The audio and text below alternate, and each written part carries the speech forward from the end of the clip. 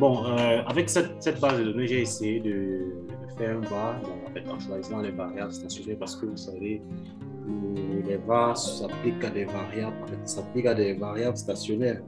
Donc, il faut que toutes les variables soient stationnaires pour qu'on puisse estimer un VAR en milieu de panel. Bon, mais dans tous les cas, ce sont des modèles qui demandent beaucoup de patience. Peut-être qu'il faut attendre que les résultats apparaissent comme vous. Ça peut prendre un peu de temps pour que la convergence soit assurée. Bon, je vais lancer Mouskata.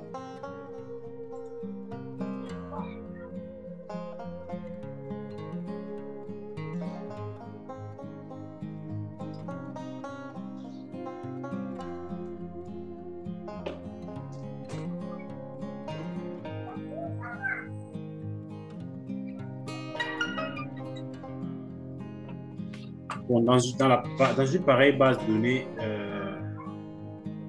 il nous est même très difficile de pouvoir appliquer un VAR parce que la plupart, beaucoup de variables ne sont pas stationnaires.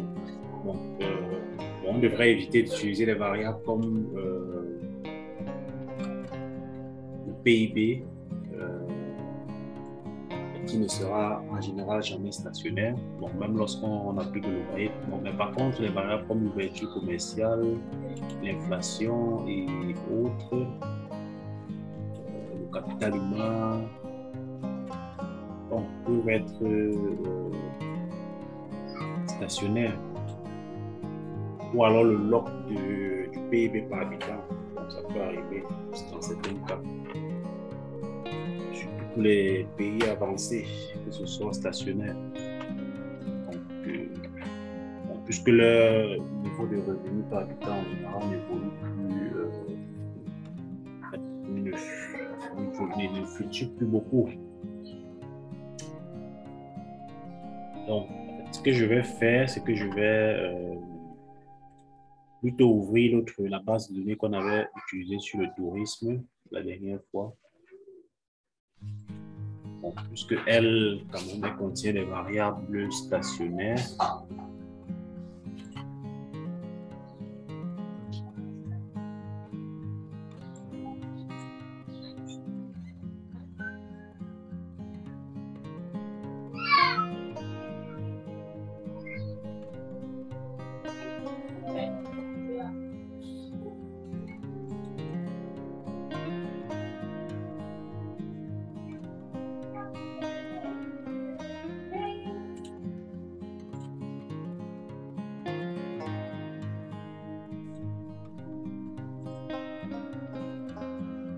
Bon, c'est vrai que même là-bas, l'horizon temporel n'est pas relativement grand.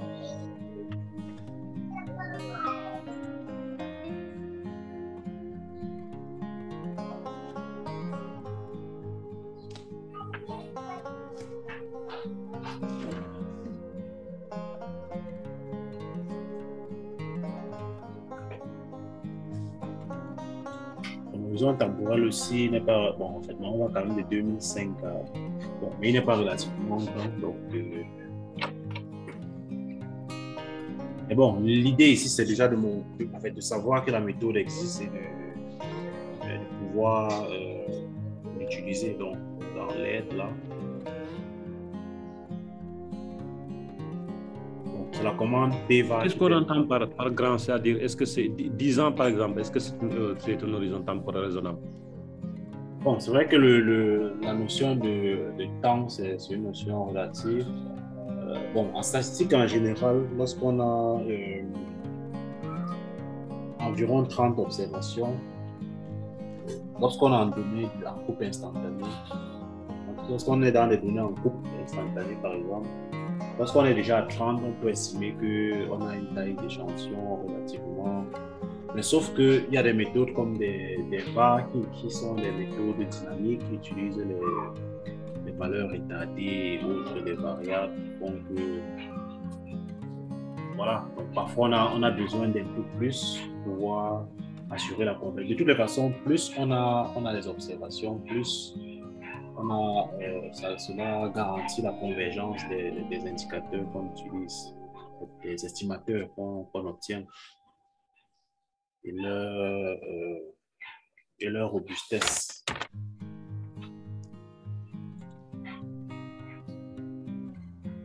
Bon, le do file de... Bon, en fait, je vais taper la commande pva. Bon, dès que j'ai oui, pva.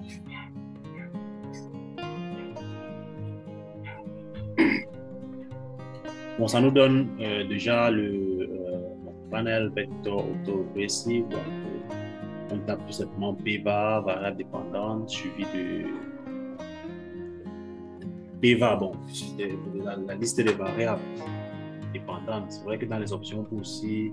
Parce que dans les modèles, on suppose que toutes les variables sont endogènes. Donc, je suppose que toutes les variables sont endogènes.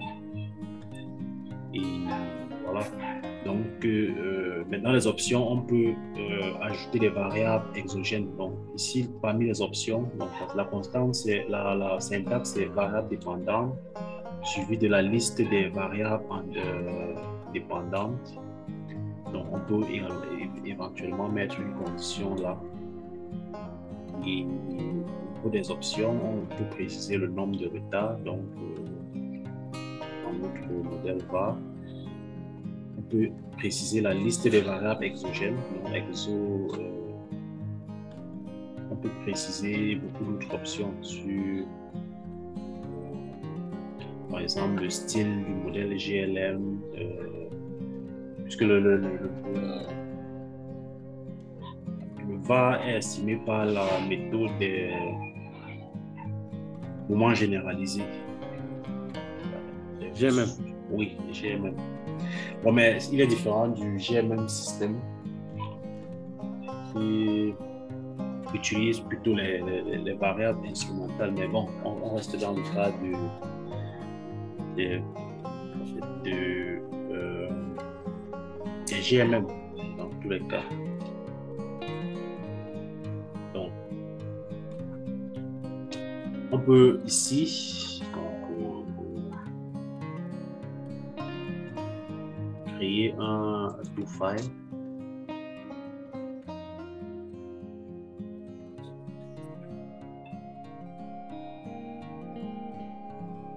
Vous n'avez pas partagé le do file d'hier là? Ah, le do file. Vous n'avez pas aussi mis sur le document Word partagé là? Yeah. Ah, d'accord, oui, oui. Bon, c'est vrai que c'est... Bon, à chaque fois, il faut... Bon, oui, donc je vais essayer d'ajouter au document Word partagé ce soir. Ou bien vous me l'envoyez, le do file. D'accord.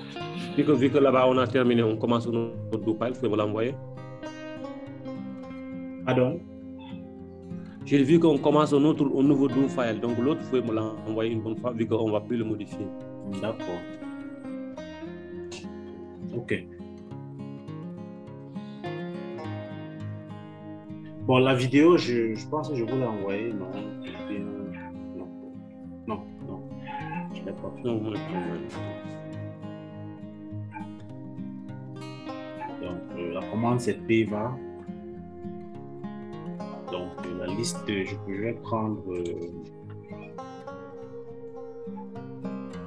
durée moyenne de séjour. Bon, je veux d'abord, dans un premier temps, prendre toutes les variables, mais lorsque je vais estimer, certainement, il va systématiquement éliminer des variables. Parce que de toute façon, étant donné que le nombre de degrés de liberté est assez faible, mettre beaucoup de variables encore, c'est aussi un autre problème parce que ça va beaucoup compliquer l'estimation étant donné qu'on n'a pas déjà un grand horizon temporel. Je vais venir dans le do file. Donc, je vais par exemple mettre comme au niveau des options, l'axe dans le nombre de retards. On peut mettre un seul retard. Elle est déjà suffisamment faible. Si j'exécute, il va certainement m'envoyer un message d'erreur, panel va not set. Je dois d'abord définir comme panel dans le XT7.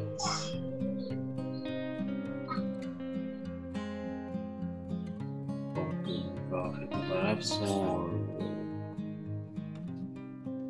faciles, c'est là.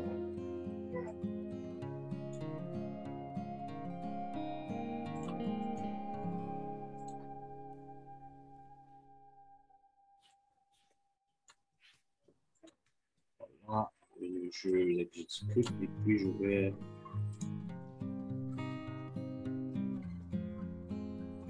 bon, certainement mes choix d'erreur, derivative already defined, au paramètre durée moyenne de séjour. Durée moyenne de séjour, derivative already defined pour paramètre de in equation work. Il y a un problème de moyenne de séjour.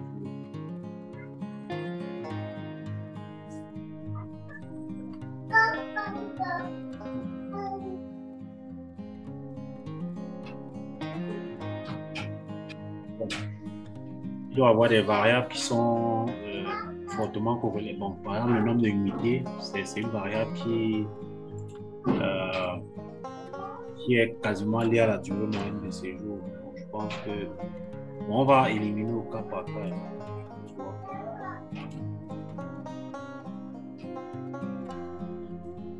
Ça peut être arrivée touristique aussi. Donc,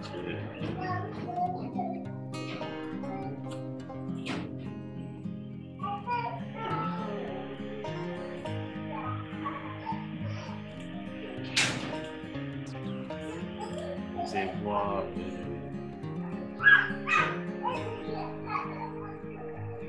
bon, je vais d'abord mettre une seule variable quoi.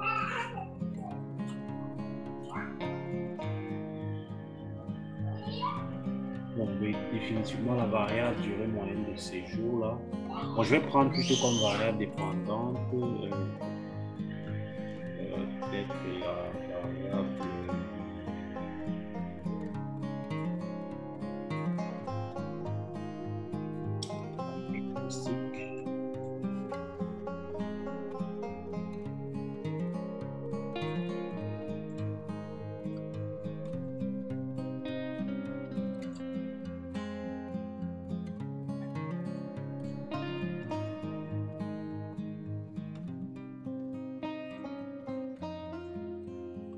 c'est le même message qui s'affiche là.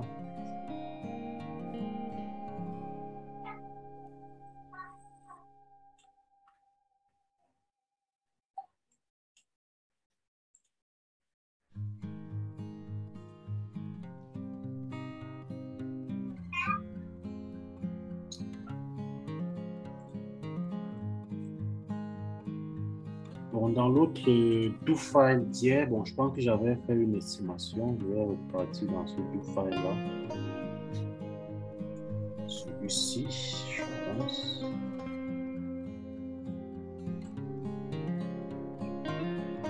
Celui-ci. Non, c'est pas celui-ci. Ça doit être. C'est ce doFile que vous devez m'envoyer. Oui.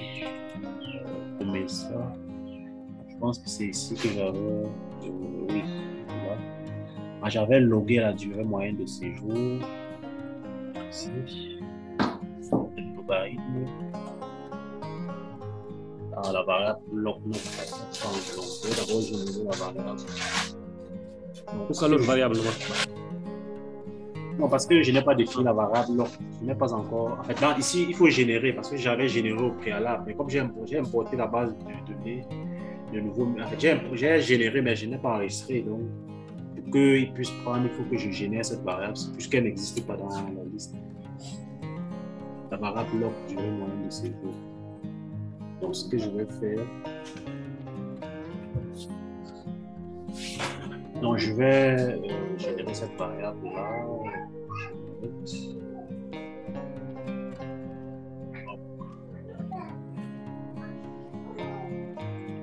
Le nom tel quel ici. Mais je veux dire, pourquoi le PVA ne marche pas s'il n'y a pas la forme log? Bon, Vous savez, la modélisation, parfois, n'est pas un long fleuve tranquille. Il faut pas parfois se fier à la première mesure. Il faut essayer des choses. Il faut faire des combinaisons. Il faut parfois user de certaines stratégies subjectives pour pouvoir obtenir des résultats. C'est un peu ça, la modélisation. C'est pas déjà, bon, comme j'ai estimé, ça ne marche pas et puis je m'arrête. Donc, c'est un peu ça le travail de modélisation. Il faut tenter des choses. Donc, il faut étaler le logarithme du moyen de séjour. Donc, la modélisation n'est pas un long fleuve tranquille. Donc, si j'utilise ça,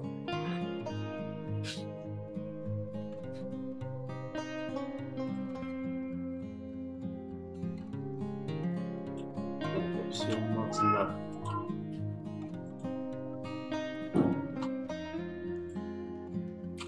Je vais mettre la l'axe.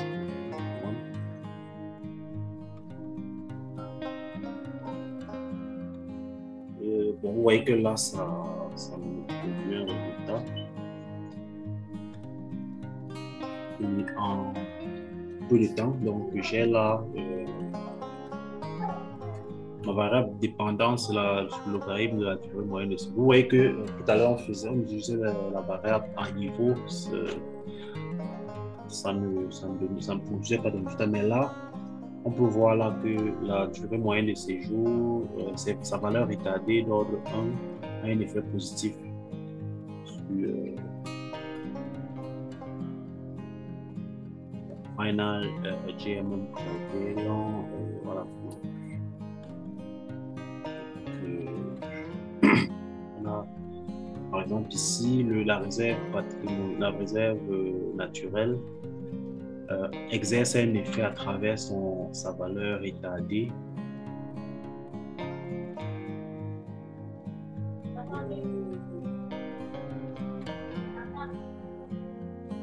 Oui, à travers sa valeur étadée, alors que l'offre de santé exerce également.